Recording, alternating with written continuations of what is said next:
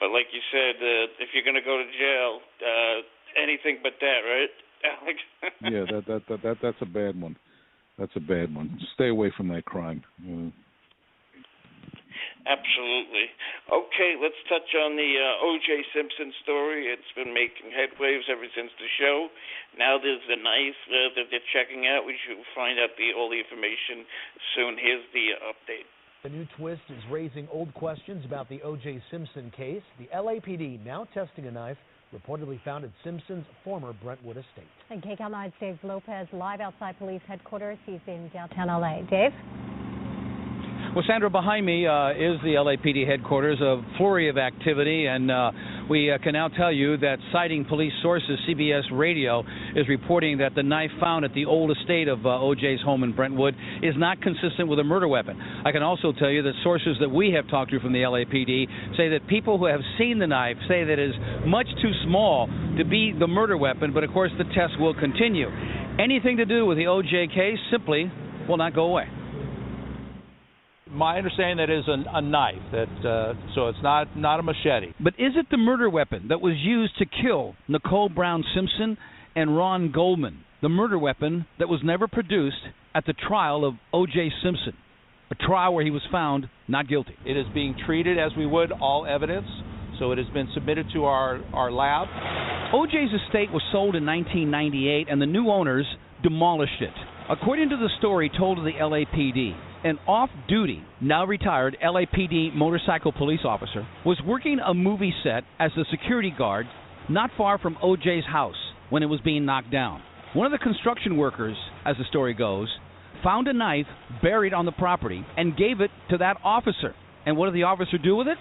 He kept it for nearly 18 years before he turned it over to the LAPD 2 months ago. Anytime you come into contact with evidence, that you should and shall submit that to investigators. So I don't know what the circumstances are why that didn't happen. The LAPD did confirm that the retired officer did tell them he thought the OJ case was closed.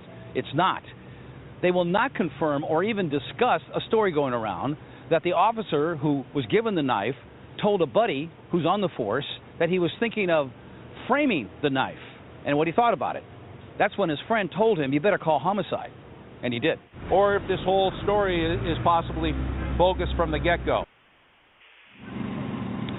So again, citing CBS sources and our own sources, those who have seen the knife say it is simply too small to have been the murder weapon. Does all this mean anything? If it is connected to OJ, you have to remember one thing. Double jeopardy. No matter what the evidence shows, OJ Simpson cannot be put back on trial for those murders. He's already been found not guilty.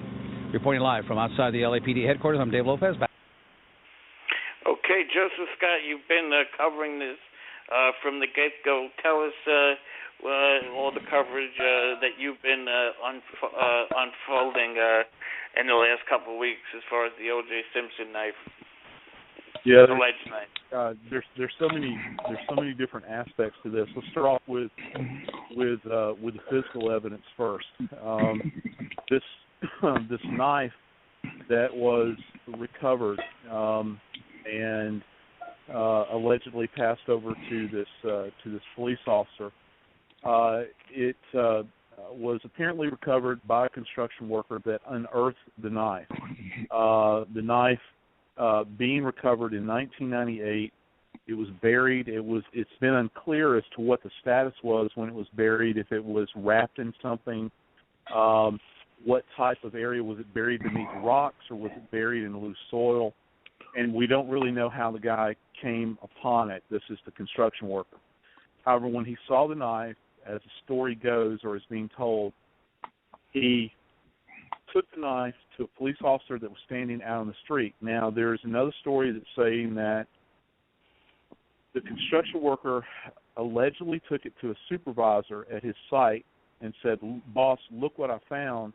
The boss directed him at that time to take it to the police officer. Now, you got a police officer who is allegedly, again I say allegedly, is a motor cop. That means he rides around on motorcycles. He's working off-duty security for this film thing. Worker hands it to the cop. Cop says, "I'll take care of this." And it's at that point that this journey comes to the guy's garage. The cop essentially takes the knife home with him, stores it in his garage for 18 years. When the information initially came to me, it was related that the retired cop called a friend in robbery homicide who said he needed to get the case number for the Nicole Brown Simpson homicide because he was going to have this emblazoned on a plaque, stuck in a shadow box with a knife, frame it and hang it, I guess, in his man cave. His friend with LAPD said, dude, this is an open case. You need to turn this over. There was some squabbling that went on, and then the knife was subsequently turned over to LAPD. Now, what's very interesting, let's look at the cop first. This cop is a veteran cop. He's retired now. If this cop was the first week out of the academy, he would have known better. How much more should a seasoned cop know? He knows that location. And the fact that he says that he thought that this was closed, how ignorant do you have to be to say that you think that the Nicole Brown Simpson and Ron Goldman homicides are a closed case? OJ Simpson was found not guilty. That doesn't mean that it's a closed case. Remember, OJ was going to go out and try to find the killers, if you remember that. Open case. Yes. This is a major faux pas. If any of this is actually true, I'm still kind of dubious about a lot of this. Now, relative to the physical nature of the knife, let's consider the environment the knife was in. And it doesn't rain a lot in L.A., but it does rain. If the knife was, in fact, buried in the soil, the blade would be rusty. In other words, oxidized. That means that the metal is reacting with moisture. It's getting rusty. And also in the dirt, you've got, at a microbial level, you've got little bugs that are always looking for things to eat. Well, you've got a biological substance. If there was blood on the blade, which contained in the blood would be the DNA, the little bugs that you can't see would have gotten to the blood, particularly that blood that's in an exposed area, and they would have begun to feast off of it. Even if there was a stain left behind, it would have degraded the DNA to such a point that it would have been non-viable. I said at the onset that the only way that you would find viable DNA is if this knife had secured handles on it. That is, like a regular, what we refer to as a buck knife, a folding knife. If you could drop the little screws out of the handle, and if this thing was super saturated with blood, like we like to refer to it as, you could take that plate off, and beneath there, you might find something viable. You also might find a stray hair, however, highly unlikely. I have held and contended that I felt as though that the closest that you're going to be able to tie this weapon back, and again, this is in no way with any kind of level of certainty. You can say in a court of law, you can say that it bears close resemblance to, or might be consistent physically with a knife that could have generated the injuries. I don't think there's any biological way to tie it back. But if you were looking at things like tool marks, if they saved part of the bone that the knife struck, if you could do metallurgical tests, if they had taken some of that bone, done electron microscopy on it, looked for any kind of metal that would have folded off the blade itself if it was a cheap blade, you could do metallurgy on the knife to compare it. If you'll think back to the case, the guy that, and this is kind of interesting, the audience might find this kind of interesting. If you think back, I don't know if anybody at home remembers when the pretrial took place in this case. They had a doctor named Dr. Golden that testified in pretrial. Well, he's not the guy that testified in the actual trial. Golden was actually the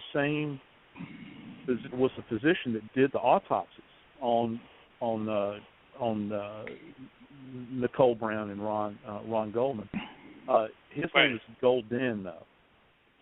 For whatever reason, and this was always kind of a real big mystery, he did not testify in the trial, and you can ask Alex to comment on this, but he did not testify in the trial, and this is highly, highly unusual to have a forensic pathologist that testifies in pretrial, that actually did the autopsies, and then his boss has to come in and testify on his behalf. And he was still employed by the ME's office at that time. One of the interesting things that Golden said about the case was that it was his opinion that 2 blades could have been used to generate these injuries, one being a smooth edge blade and another being a serrated blade. The report that came back from the knife that they had recovered, it is allegedly 5 inches in length, the blade is. When the medical examiner testified in the actual trial, testifying to Golden's report, he stated at that time, and you can see this videotape on YouTube, he stated at that time that he felt as though that the injuries were consistent with injuries that would have been generated by a knife that was 6 inches in length. So I don't know where the disparity in the number is coming from.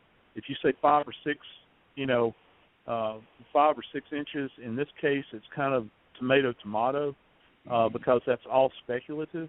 That's not far off as a qualifier. It's within a reason. It's within the realm of possibility that you could say, well, yeah, it might have been caused by 6 inch, or yeah, maybe a 5-inch blade did it. So, from a physical standpoint, I don't know if you can completely exclude it. There are a lot of bizarre things about this. I think going now to the media, I find it very interesting that this thing has, like a lot of people have been saying, that it dovetails with this program that's been on television. It comes out at the same time. Some people had said that the ratings had tanked on the show, and then suddenly the story bubbles up. I can't imagine, the Hollywood types being this duplicitous, but to take this and bring this up, that's such a broad-ranging conspiracy that I don't see how you could get so many players involved in it. It raises a lot of questions, and there's in a case that has already had a lot of questions raised. If I have to say, and I don't know that there's any way that it could be done, I would love to see that retired police officer deposed in some way, either by the Brown family or by the Ron Goldman's family. I think that would be quite interesting to get the straight dope on that story. And people, they're talking about double jeopardy with OJ. That's a given. We all know that he can't be tried again, but let's keep in mind, and this is very, very critical here,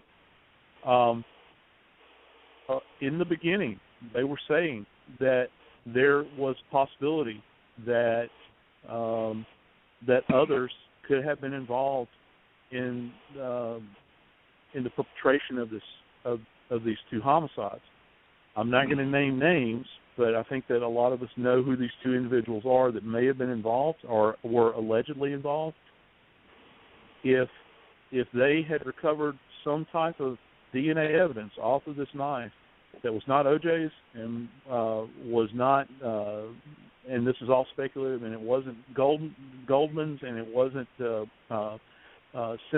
Brown Simpson, then you would have to look at other suspects that could potentially be involved, and this would be enough to bring this thing back into the light. But, as they said, they didn't find anything. So you got to go with what they say. But that's all. I'm sorry I went so long on this, but that's what I have to say about it. That's kind of the lay of the land as I see it. A lot of questions that are left unanswered. And I don't know that we'll ever have any answers to all the questions. Absolutely. And Alex, what's your take on this situation with OJ? Yeah, the only thing, to tell you the truth, this whole knife episode does for me is just remind me how tired I am of the whole OJ Simpson story. Yeah. I feel very bad. It was a horrible case. It was a horrible murder. The evidence, in my view, was overwhelming in the extreme. The guy's a sicko.